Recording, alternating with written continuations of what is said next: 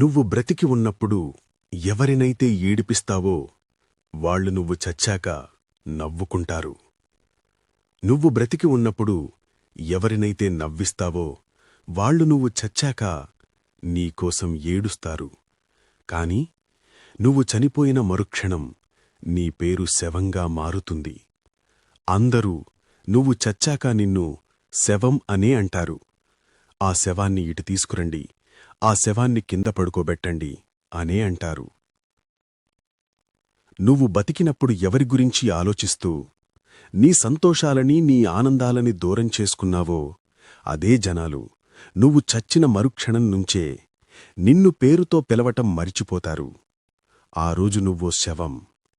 కాల్చినాక గంట కూడా నీకోసం ఎవరూ ఉండరక్కడ. నిన్ను పూడ్చిన 10 నిమిషాలు కూడా ఎవరూ నీకోసం వెయిట్ చేయరు.